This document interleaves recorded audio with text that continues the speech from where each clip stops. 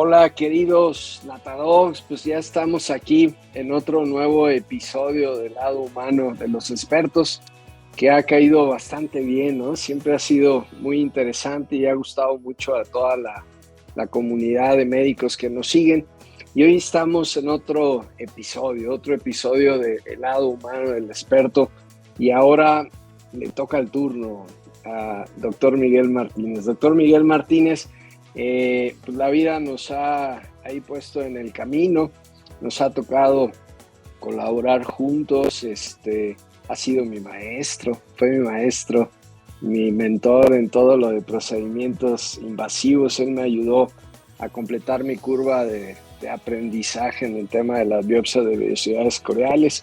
Entonces, para mí es un gran gusto estar aquí con él el día de hoy en esta entrevista del lado humano del experto. Miguel, pues muchas gracias por aceptar la invitación en participar, y te doy la bienvenida. Jorge, muchas gracias. El estar aquí contigo en este momento, a mí ya me habías comentado o ya había yo escuchado de estas entrevistas que has estado realizando para las personas que previamente has entrevistado, y cuando me dijiste de esta opción, dije yo encantado de que podamos platicar, charlar un poco, puesto que esta iniciativa que tienes me parece bastante interesante, de hablar un poco más allá de la academia, que es donde habitualmente nos conocemos, habitualmente estamos en contacto constante, y pues esta iniciativa suena bastante interesante. Estoy a tus órdenes. Excelente, Miguel. Miguel, pues si te presentas, tu nombre, de dónde eres originario, dónde naciste, un poquito de tu origen. A ver, platícanos. Todo gusto. Mi nombre es Miguel Ángel Martínez Rodríguez.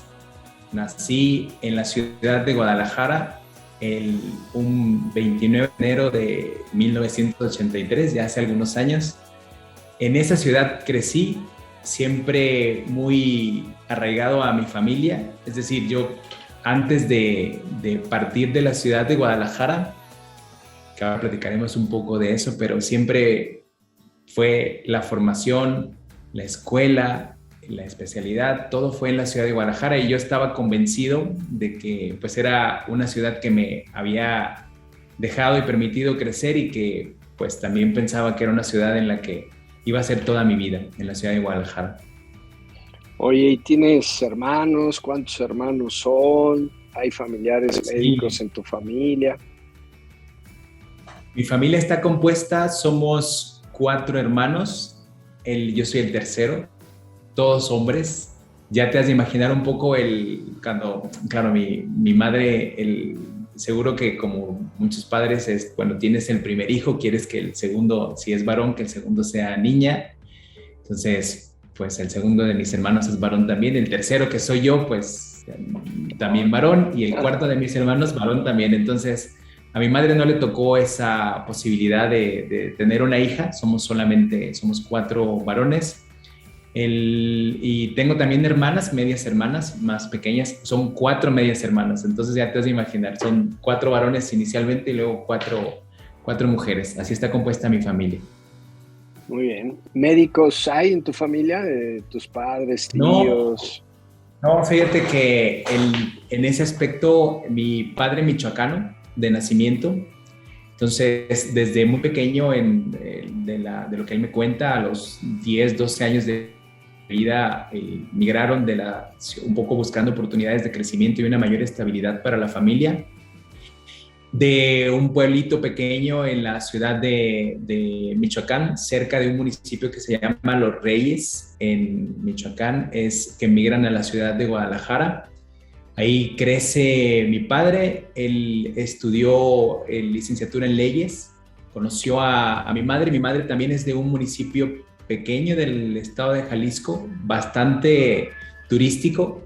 Es un municipio que es en sierra, y que es un lugar muy visitado, Tapalpa, por los turistas. Entonces, es una historia similar. La familia de mi madre migran a la ciudad de Guadalajara buscando oportunidad de crecimiento. Sabes que pues siempre se piensa en que las capitales o las grandes ciudades es más fácil poder salir adelante. Ahí se conocen mis padres y muy jóvenes, ellos, 16, 17 años, forman una familia de la cual nacimos mis 3 hermanos y yo. Pero pues la vida para mis padres los llevó hacia el comercio, son comerciantes de frutas, verduras. Y no, ninguno en mi familia no hay ningún médico. Yo cuando estuve en la etapa de formación, cuando estás en ese momento de buscar la opción hacia qué te orientas, la preparatoria tenía el gusto por las ingenierías. Era algo que me llamaba mucho la atención y me gustaban las matemáticas pues yo pienso que era, ya actualmente creo que ya no lo soy, muy hábil con las matemáticas, con los ejercicios mentales y con el cálculo, era algo que me fascinaba, pero también en algún momento en orientación vocacional recuerdo que la persona que nos hacía las entrevistas pues me decía, pues mira, para ti te van bien lo que tiene que ver con ingenierías, pero también tienes aptitudes para ciencias de la salud. Yo fue la primera vez que lo escuché en la preparatoria, dije, ciencias de la salud. Después empecé a buscar opciones y lo vi más como un reto personal, el estudiar en medicina. Dije, pues vamos a intentarlo. Y así fue como encontré mi vocación, porque desde los primeros semestres en la carrera de medicina supe que no estaban tan distantes y hoy lo reafirmo, el tema de las matemáticas y la ingeniería a lo que es las ciencias de la salud. A veces cree uno que son cosas como bastante dispersas o discordantes, pero no es así. Realmente todas las ciencias en algún punto se unen y sé que tomé el mejor camino y la mejor decisión. Te pasó un poco como a mí, mis papás también siempre comerciantes y yo siempre iba hacia el comercio, cosas administrativas, nadie médico, y por azares del destino terminé en medicina y igual, ¿no? Pues al final ahorita es mi pasión.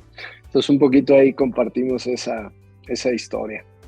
Oye, y ¿Sabes? regresando, ¿sí? Perdón, nada más te comentaba porque sí tuve un momento en ese periodo de transición en el que eso de las ingenierías y las matemáticas me llevaron a que estuve un tiempo en una preparatoria vocacional y esa preparatoria efectivamente estaba muy enfocada a ingenierías. En ese momento el tema de la computación era algo muy novedoso todavía, te estoy hablando de 97 más o menos, ya suena lejos, y que estuve un semestre en una preparatoria vocacional de la Universidad de Guadalajara, donde estaba orientado hacia computación y electrónica.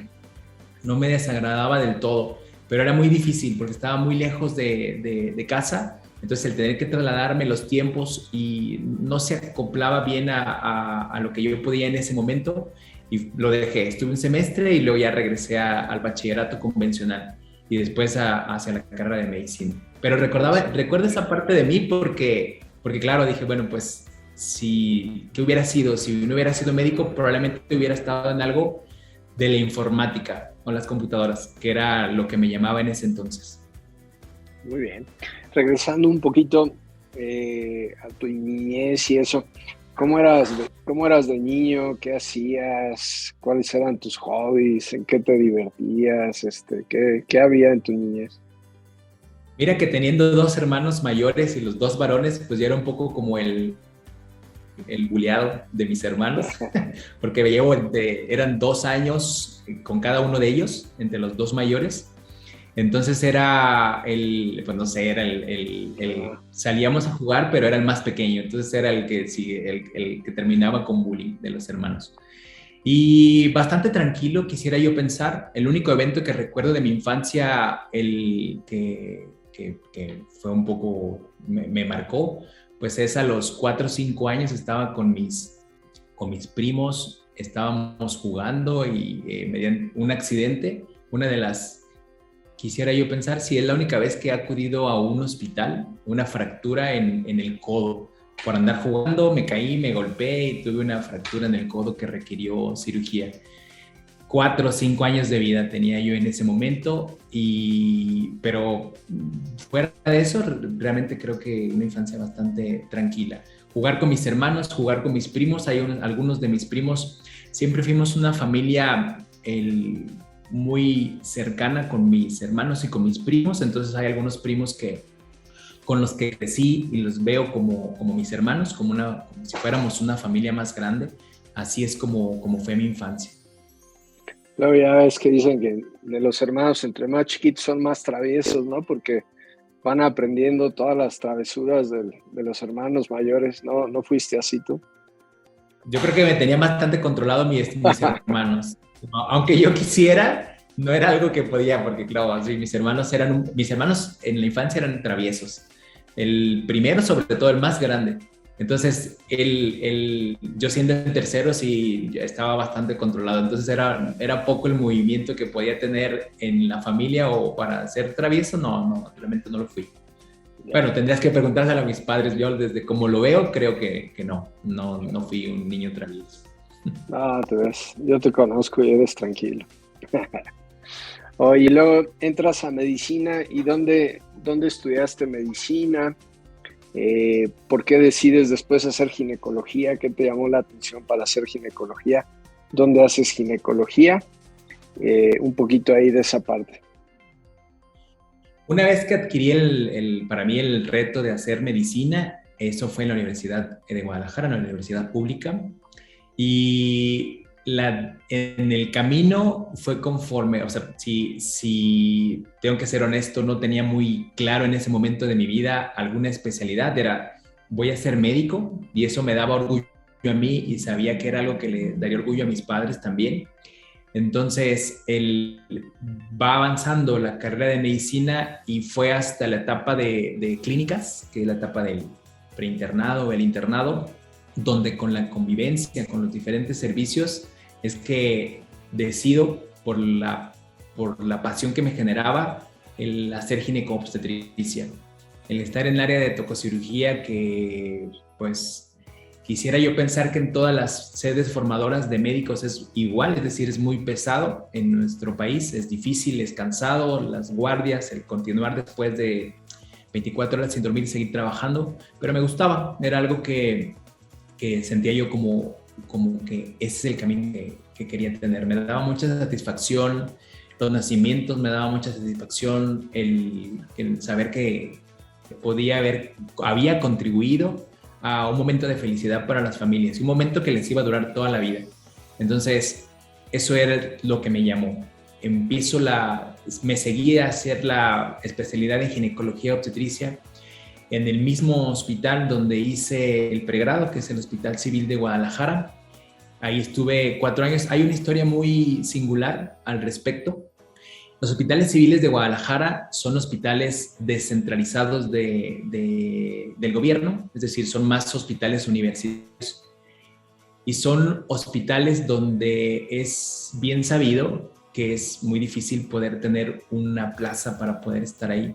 Y que muchas de las personas que están ahí, no quiero decir que todos, pero muchas de las personas requieren que alguien los apadrine, o que haya una persona que los apoye para que puedan entrar, o por una fuerte recomendación o por cuestiones que los ayudan para entrar.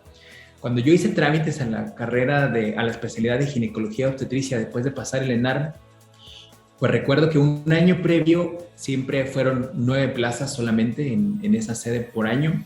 Un año previo había habido 50, 60 aspirantes para 9 plazas. Es decir, la mayoría de las personas que habían aspirado a quedarse en ese hospital habían perdido su plaza, habían tenido que ir a una segunda oportunidad de cualquier otra parte del país.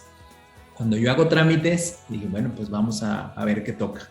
De 9 plazas, una de las primeras 2 preguntas recuerdo que me hicieron. Una es, ¿cuál es tu lugar en el examen nacional? Si tu lugar está por encima del 100, prácticamente considera que no vas a entrar, y yo estaba como en el 105, algo así, o sea, dije, eso es malo.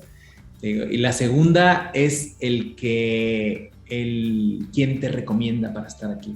Dije, no, pues nadie. Eso me lo preguntaron en la entrevista. Dije, no, pues yo estuve aquí en el pregrado, me gustó la forma de trabajar en ese hospital, me gustaría pertenecer a los residentes de ese hospital. Y bueno, Yo estoy convencido de que la vida te va llevando por el camino que ya está descrito para cada quien, simplemente lo vamos descubriendo. Y ese año fuimos 9 aspirantes para 9 plazas. Quisiera yo pensar que fue tanta el rechazo un año previo, tantas personas rechazadas, incluyendo algunas que podían tener una recomendación. Ahí era un poco de fuerza de poder. Es qué recomendación traes para saber si vas a poder entrar o quedarte en este hospital. Y fueron tanto los rechazados que seguro en mi generación ya muchas personas decidieron buscar otra opción a pesar de tener alguna recomendación.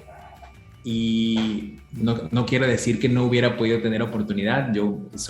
Me piensan que hago las cosas muy bien, pero eso ayudó mucho. Que en la generación en la que entré a la especialidad solamente aspiramos 9. Es decir, las personas que aspiramos a ese hospital en ese año nos quedamos todos, que son mis compañeros de generación con los que todavía mantengo comunicación con algunos de ellos.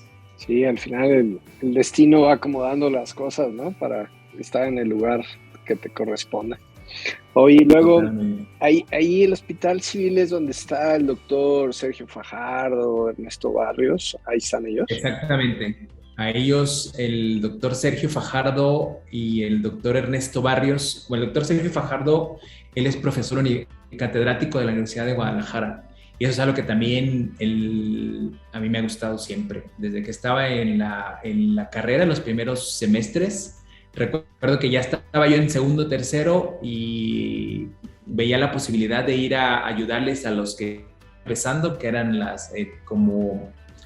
¿cuál era el nombre que se les daba? Como tutor de los que iban más abajo, un poco como esa dinámica de he entendido en la vida que siempre la mejor forma ya sabes muy bien, la mejor forma de aprender es mantenerte enseñando, porque los alumnos te preguntan muchas cosas que tú no te habías preguntado, hay muchas cosas que te mantienen muy activo mentalmente, entonces siempre he buscado esta opción.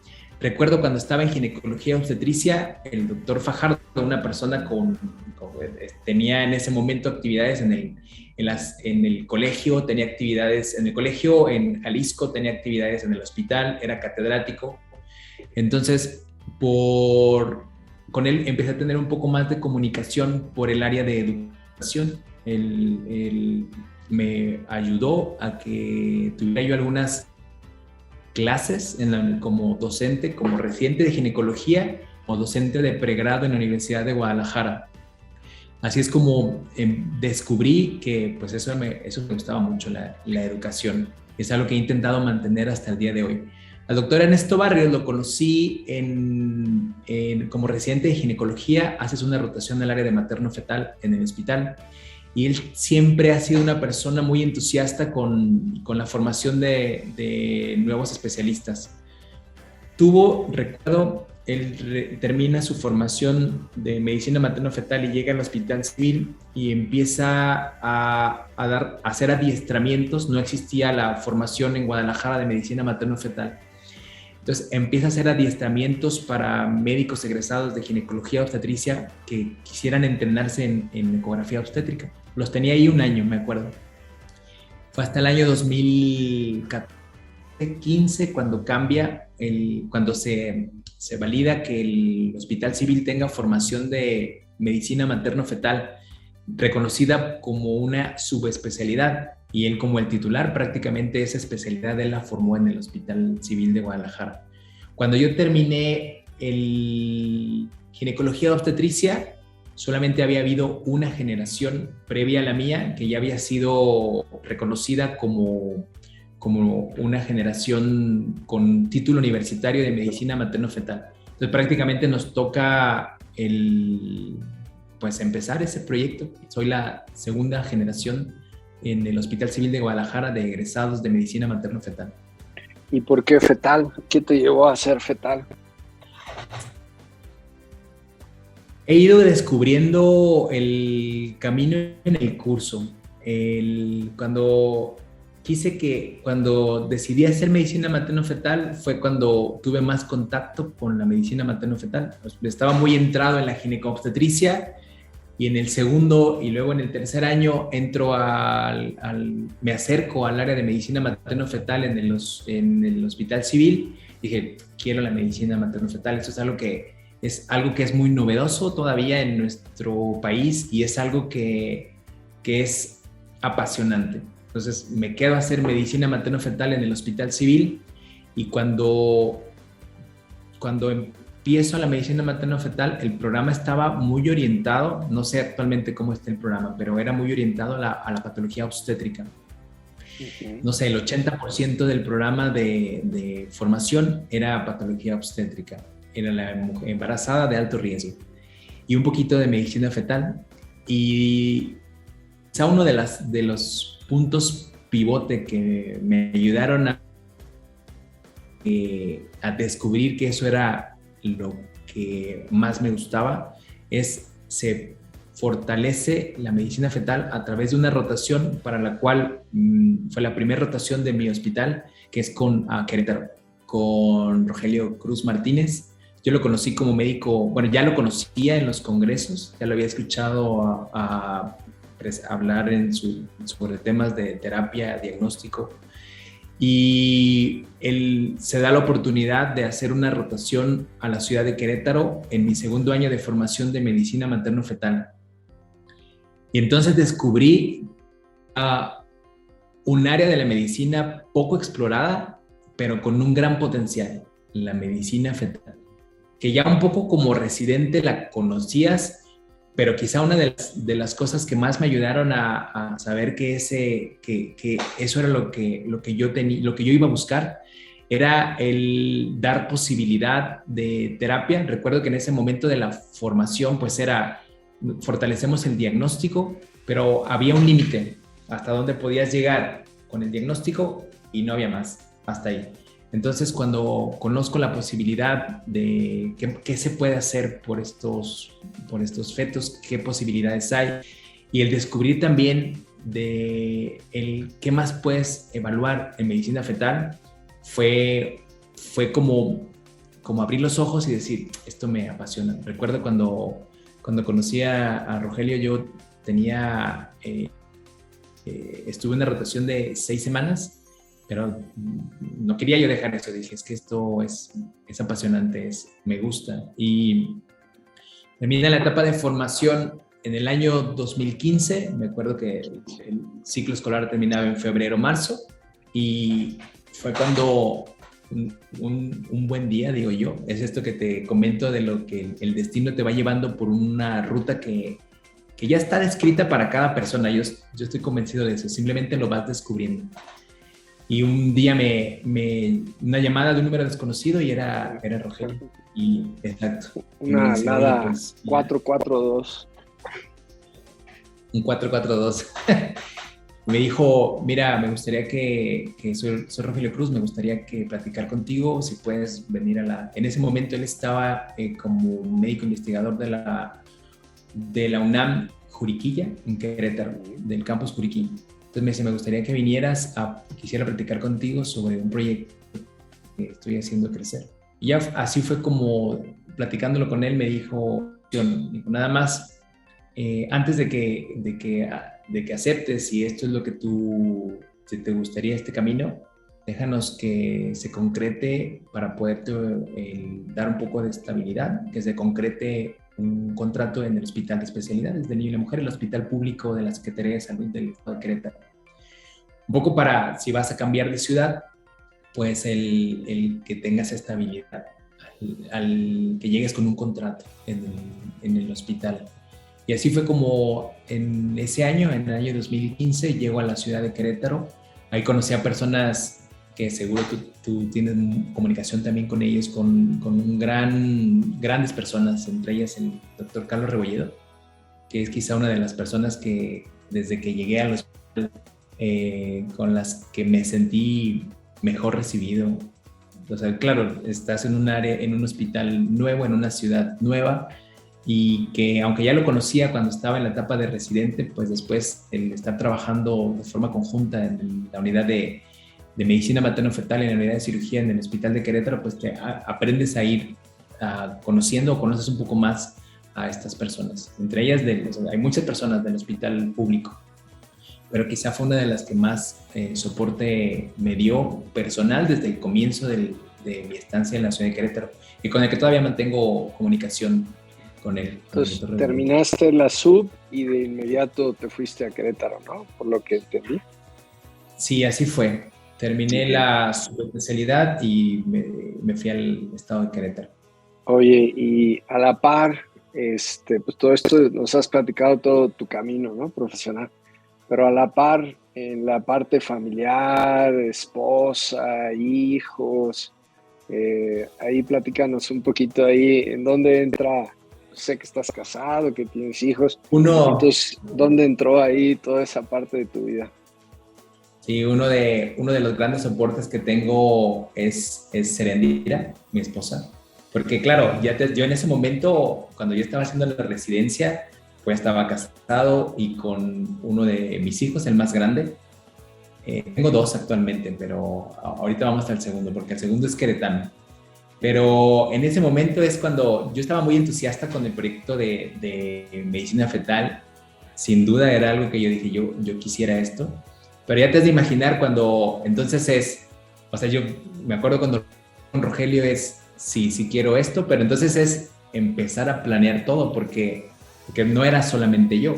Siendo soltero hubiera sido muy sencillo.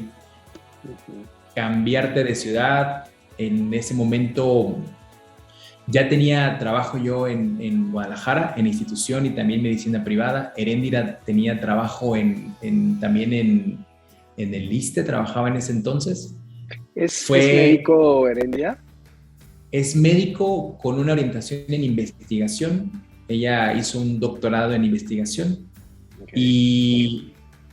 Y recuerdo cuando platiqué con ella, pues es un poco la incertidumbre. Esto es lo que tú quieres. Me recuerdo bien sus palabras. Me dijo, ¿esto es lo que tú quieres? Y le dije, sí, es lo que yo quiero. Pues vámonos entonces. O sea, es un soporte que yo he tenido desde que empieza la etapa de formación. Y bueno, ahora ya tenemos algunos años. Estamos en 13 años de casados. Y pues mi hijo más grande, cuando fuimos a la ciudad de Querétaro, tenía 4 años y actualmente ya casi 11. Y estando en la ciudad de Querétaro, pues tenemos actualmente un pequeñito de 1 año, que pues ese ya es queretano, nació estando allá. Ya nada más falta la mujercita o te vas a seguir como tu mamá de 4 hombres. Recordé la historia de mis padres y dije, no sé si sea una buena opción, porque claro, yo tengo 2 varones y buscar un tercero y sea otra vez un varón, dije, no sé si intentemos buscar. Creo por el cómo va la dinámica de las familias, muy probablemente ya sean 2 bebés y listo, que son nuestros 2 hijos. Sí. Muy bien. Oye, Miguel, ¿y qué hobbies tienes aparte de la medicina fetal, del cerebro fetal? ¿Qué hobbies tienes? ¿Qué te gusta hacer? ¿Qué te apasiona aparte de la medicina?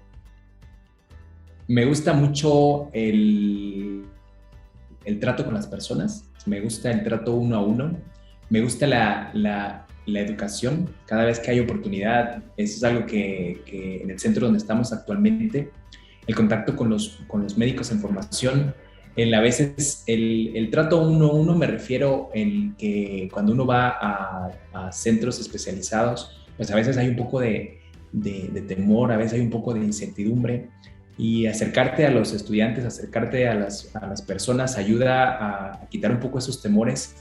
También con el personal del sitio donde trabajamos o a donde vaya, ese trato 1 a 1, me gusta platicar con las personas, me gusta escuchar música, rock en español habitualmente.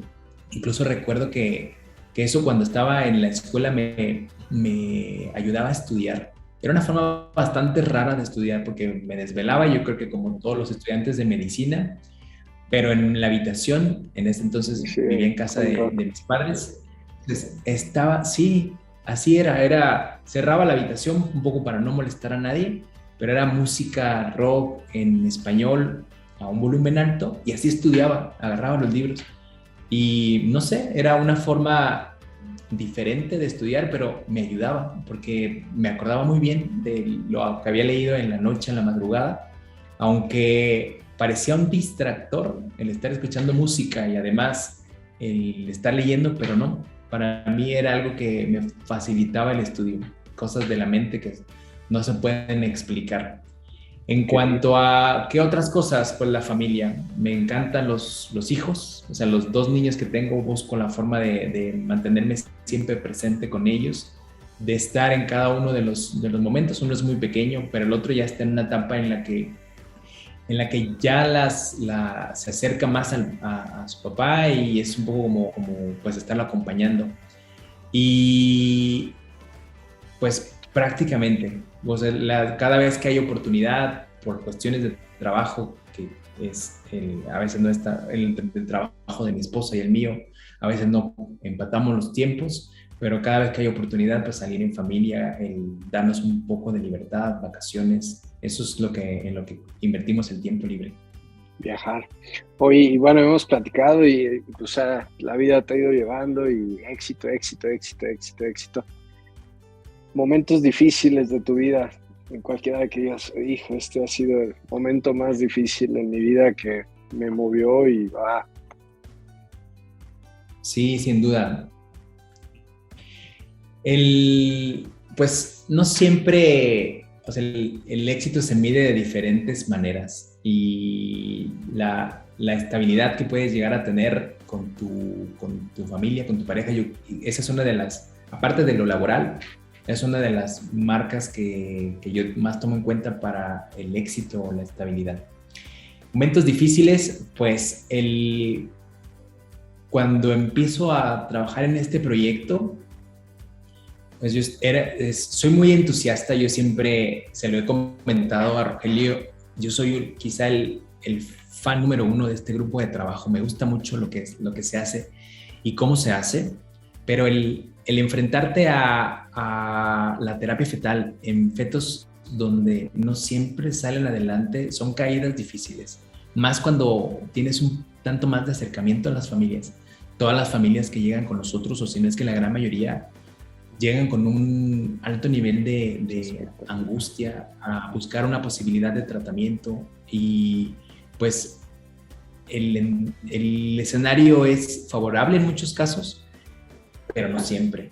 Entonces todas esas caídas de las veces que pensaste que el pronóstico iba a ser muy favorable y se perdió un embarazo, o los fetos que llegaron tarde a la posibilidad de un tratamiento cuando ya no se podía hacer nada, pues son bajones, son caídas en las que pues sí, como que en el ánimo pesan y sí te desanimas un poco.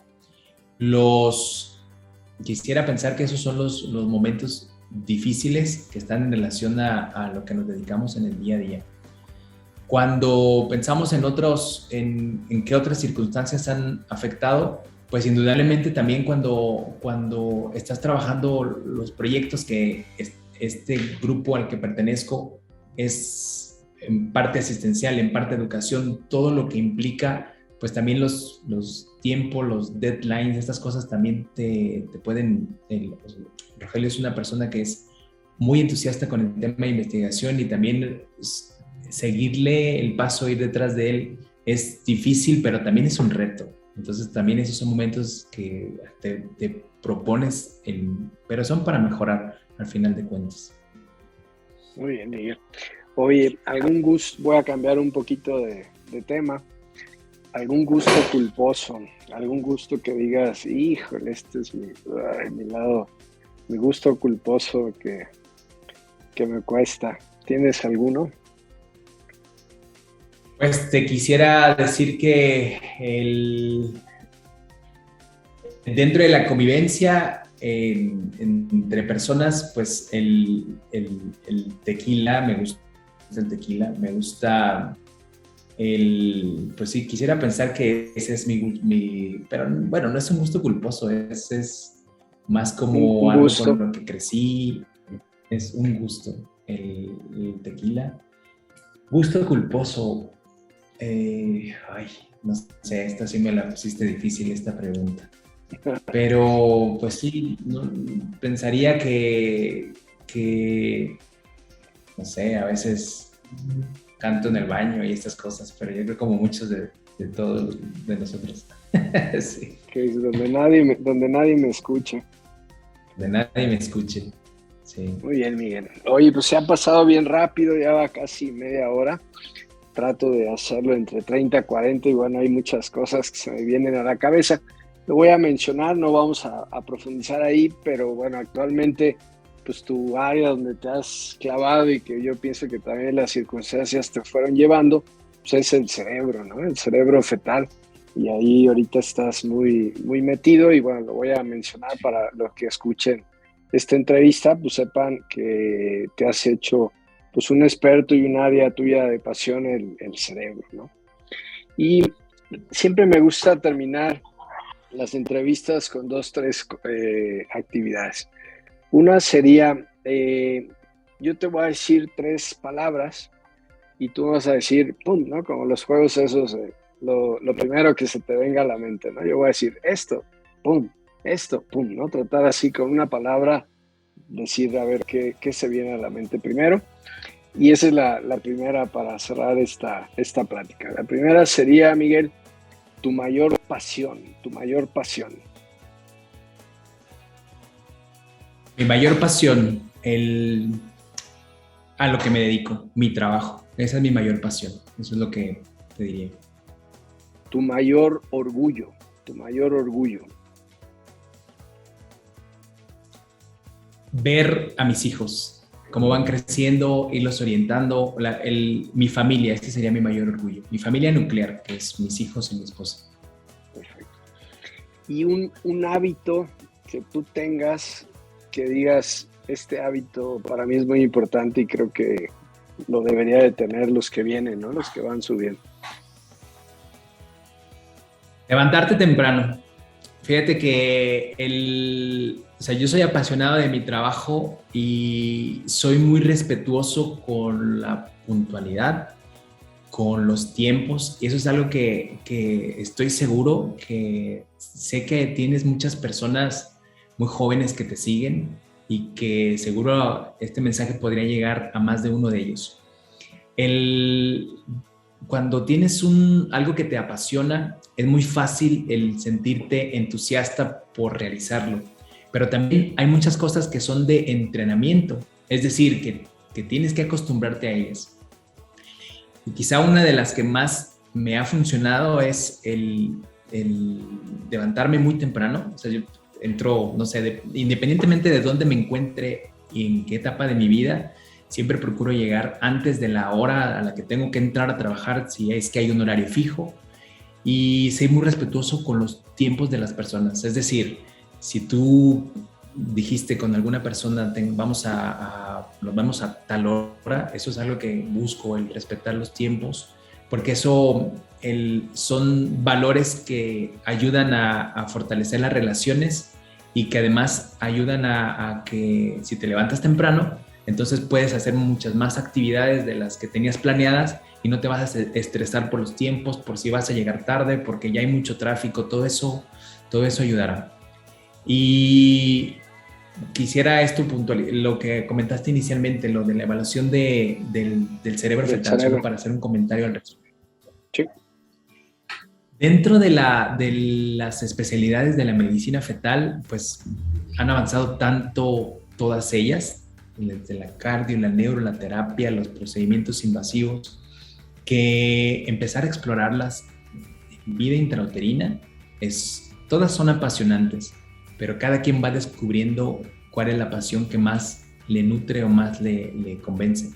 Y la evaluación de las estructuras intracraneales es una de las que requiere el conocer mucho de la anatomía, conocer mucho de lo que está sucediendo en vida intrauterina, y eso se convierte en un reto entonces, y eso es algo de lo que efectivamente es una de las pasiones que tengo, de hacer la evaluación intraútero de las estructuras intracraneales y asesorar y abordar a estas familias para darles desde una evaluación especializada pues un asesoramiento que va dirigido principalmente a un mejor diagnóstico, o saber el pronóstico de lo que estamos observando. Eso es algo que también en el día a día pues estamos haciendo y buscamos la forma de darle soporte y seguimiento a estas familias. Excelente, Miguel. Y si para cerrar, si tuvieras la oportunidad de poner un mensaje así a todos los que van iniciando en este mundo de la medicina fetal y escribir, yo digo, en el cielo ese mensaje, ¿qué consejo, qué mensaje, qué les dirías a los que van empezando en este mundo? Así como esto, como dices tú, lo ven muchas personas de México y de Latinoamérica y lo ve mucha gente que va iniciando. ¿Qué mensaje, qué consejo, qué enseñanza le pudieras decir al que entra a la medicina fetal?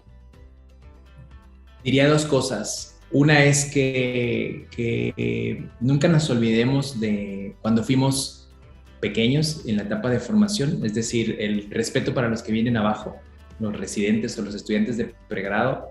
Al final, todos ellos en algún momento son etapas y el respeto para estos estudiantes o residentes es algo importante porque después ellos van a ser los médicos adscritos. A mí me da, te hablo con honestidad, me da mucho gusto el ver muchas de las personas que conocí como residentes que actualmente son jefes de servicio o que están ya muy bien establecidos en diferentes ciudades en el país o en otros países. Eso es algo muy gratificante. Esa es la primera, el recordar de dónde venimos y por tanto eso ayudará a que tengamos empatía con todos los que están en las etapas iniciales. Y la segunda, el segundo mensaje es que la mejor forma de mantener la mente activa y de seguir aprendiendo es enseñando, porque ese es algo que cuando lo hacemos de forma constante y consciente y con gusto, es una de las mejores formas de mantenerse activo y seguir aprendiendo. Que esto, que a lo que nos dedicamos, es algo tan extenso y que ha avanzado tanto en los últimos años que es quizá interminable en este momento el conocimiento que hay en cada una de las áreas de la medicina fetal. Entonces, para mantenerse frescos y actualizados, pues hay que mantener también la educación continua con los estudiantes. Ese sería mi mensaje. Siempre es una pasión, ¿no? El tema de la enseñanza. Y al final es un poquito de dejar esa semillita, un poquito de legado, de pagar un poco de lo que hemos recibido de otras personas que nos han enseñado a nosotros, ¿no? Y eso lo hace apasionante el tema de la enseñanza.